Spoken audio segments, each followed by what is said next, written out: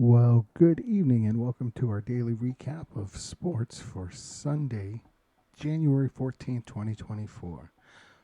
My name's Lewis, and all I'm going to do is just cover some basic things. I got to watch the two football games, or at least most of them, and so definitely feel ready to kind of provide you some input on it.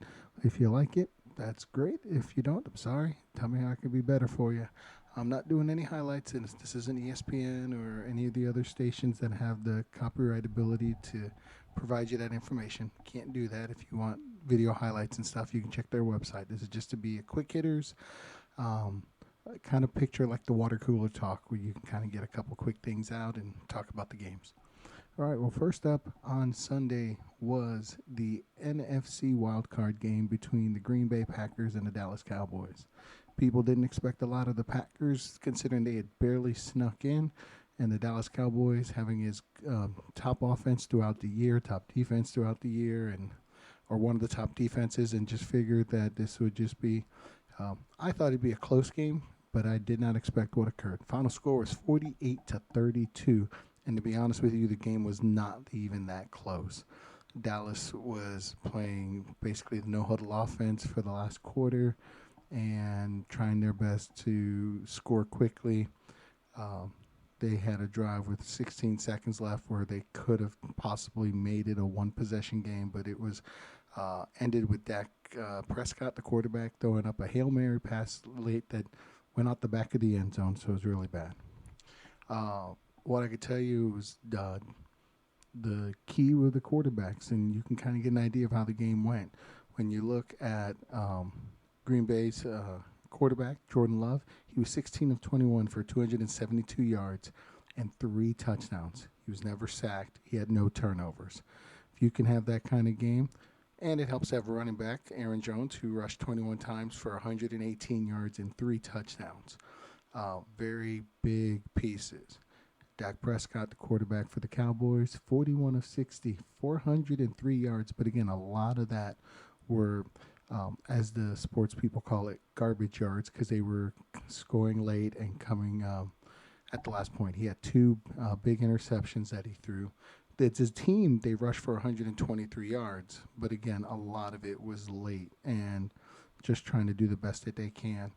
Now, CeeDee Lamb and Michael Gallup both caught over 100 yards, 9 catches for CeeDee, 6 for Michael. Jake Ferguson, 10 catches for 93 yards. But again, the defense for the Packers shined, and those two turnovers were huge. If you were watching and you saw at the half, you would have been, maybe you wouldn't have been surprised. Maybe you would have been like, "Well, I kind of expected this. This is kind of a rough game." It was not a fun game to watch. It was actually kind of shocking. I was thinking, I cannot believe this kind of thing is happening to this team. It's almost kind of scary to think. If you remember yesterday's game for Pittsburgh, or not Pittsburgh, for Houston, the Texans, and the way that they were able to come out and play the way they did, and then to see it happen to uh, the Cowboys, to see how bad that they got beat down by this young Packers squad. Um, San Francisco is going to have their handful because the result of the Packers winning means that they will be playing at San Francisco next week. So again, Packers won 48-32. Uh, we're just trying to fiddle around a little bit, have some fun with the cameras here, and see what we can do. Second game was by far, of the four games this weekend, the best game. Lions at home, trying to get only their second win since the 90s in the playoffs, won a 1.24 to 23 game against the Los Angeles Rams. And again, that score just does not do it justice. This was an incredible game to watch.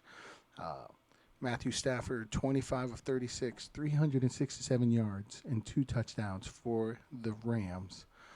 The problem was they couldn't get in the end zone. They had the two touchdowns, but they had some field goal opportunities, and for a while there, though, it looked like it was going to be different. For Detroit, Jared Goff went 22 of 27, very efficient, 277 yards, one touchdown. Both David Montgomery and Jahmyr Gibbs scored touchdowns for Detroit. I just don't have a way to express how great this game was. Puka Nakua, the rookie for the Rams, had 9 catches for 181 yards and a touchdown. Amon-Ra St. Brown, the receiver for Detroit, had 7 catches for 110 yards on his own. The key part in this, there were no turnover. Well, were there fumbles? There were 2 fumbles, one by each team, but they didn't lose the ball. And there were no interceptions thrown. So this was a very cleanly played game. I will say that the Detroit fumble was by Jared Goff. He tried to do some crazy, ridiculous, behind line pass that I thought would have been kind of crazy, and he was lucky that it didn't pan out against him. I mean, it was a very dangerous pass. He took a shot. Fortunately, his lineman picked up the ball and was able to save it. They ended up having to punt the ball later. Just to give you an idea of just how incredible this game was. The first half possessions of the game went like this. Detroit, touchdown. Rams, field goal. Detroit, touchdown. Rams, touchdown. Detroit, touchdown. Rams, touchdown. Detroit, punt. Rams end the half. They downed the ball twice. That was the first half. It was a 21-17 ball game.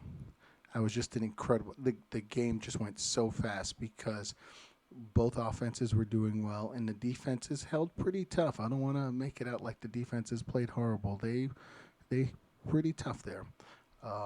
Second half was punt by the Rams, field goal by the Lions, field goal by the Rams, punt by the Lions, field goal by the Rams, punt by both teams, and then Detroit ran the game, ran out the clock. And that was your ball game. Very clean game, one that, it's one of those ones where you hear, it's really bad that somebody has to lose. But in this event, somebody did. It was the Rams. Lost 24-23 was the final score.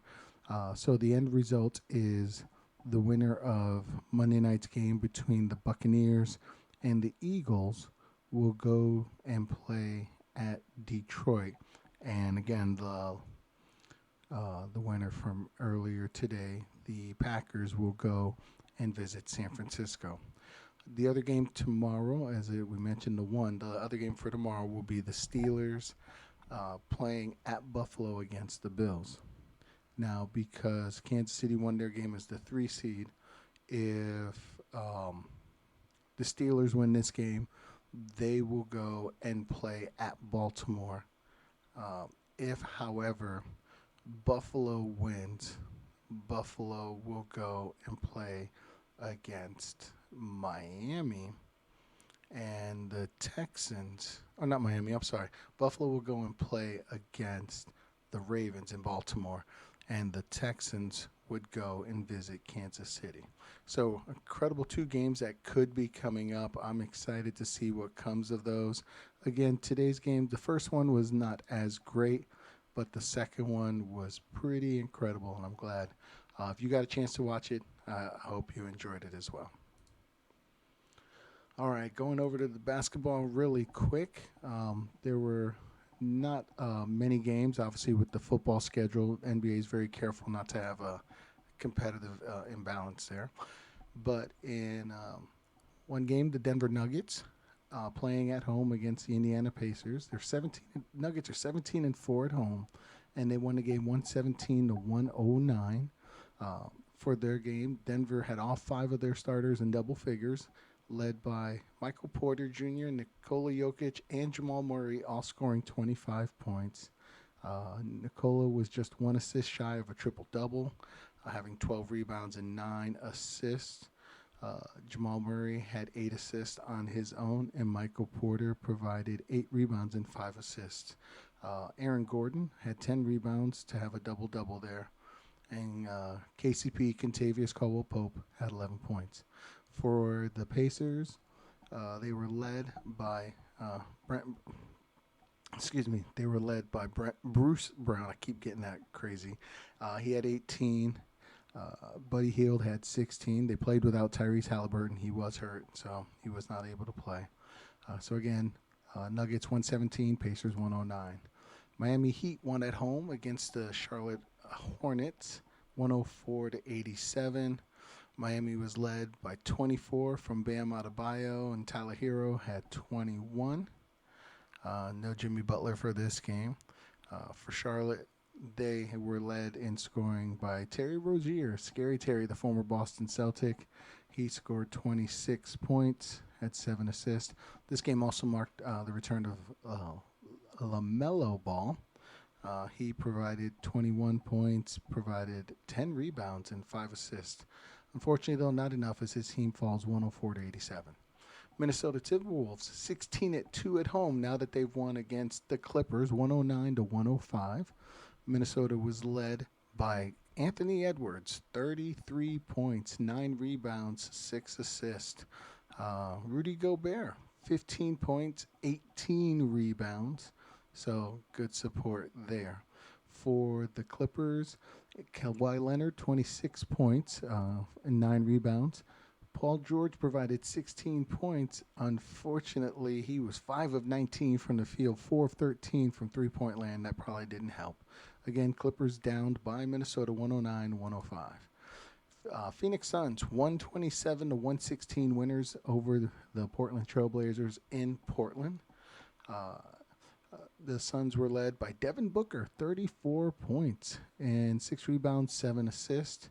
Kevin Durant had 21, Bradley Beal 23, Grayson Allen scored 20, and Yusuf Nurkic 14 to have, yes, all the starters scoring double digits again. That was kind of neat. For Portland, they were led by 33 by Scoot Henderson, and Anthony Simons provided 28 on the losing calls, again 127-116. And then lastly, something, if you missed it, you need to go look on the highlights wherever you can find them. The Sacramento Kings visited the Milwaukee Bucks, and Milwaukee 19-4 at home with their 143-142 overtime win. Damian Lillard, if you hadn't seen it, scored a last-second three-point shot to give his team the victory. It left him with 29 points in the game to go with his 8 assists. Giannis Antetokounmpo, 27 points, 10 rebounds, 10 assists to have his triple-double this year. And Malik Beasley chipped in 23 as Chris Middleton did not play today. For Sacramento, Domantas Sabonis provided 21 with 13 rebounds and 15 assists, triple-double in a losing effort. De'Aaron Fox, 32. Kevin Huerter, 26 points. Malik Monk spotted 28 points off the bench. However, it was 1 point not enough. Again, in overtime, Milwaukee 143-142 winners there.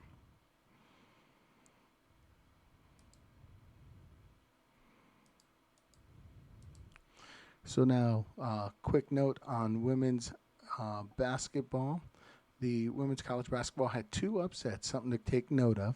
The LSU Lady Tigers lost to the Auburn Lady Tigers 67-62, and in even a bigger not bigger upset as far as the difference between the teams, but the number 2 UCLA Bruin women lost to the USC Trojan women 73-65. Kind of big upsets there. It'll be interesting tomorrow to see how the rankings come out and see how they rank everybody after that one. And last but not least, I told you at the last video, we will talk hockey when we can. And here in this last minute or so that we had 2 hockey games. The New York Rangers at home against the Washington Capitals, and with a score of 2-1. New York scored 2 quick first period goals. Capitals got their goal in the second period. Were not able to get the goal in the third to tie it up, and so they end up going down there. And in the other game, the Detroit Red Wings visited the Toronto Maple Leafs and pulled out a 4-2 win, scoring 3 goals in the third period to take that win. And that would be your hockey scores as well. Again, my name's Lewis. This is your update from the 14th of January. Hope that you had a wonderful day today. Hope you were able to enjoy the games. If you didn't get to watch them, if you can find a way to, subscribe to one of the streaming services that provide it to you. I would highly recommend, especially that second football game between the Rams and the Detroit Lions. That's setting up for just what will be a couple more good games to finish off our super wild card weekend. Again, thank you for joining. Have a wonderful rest of your day.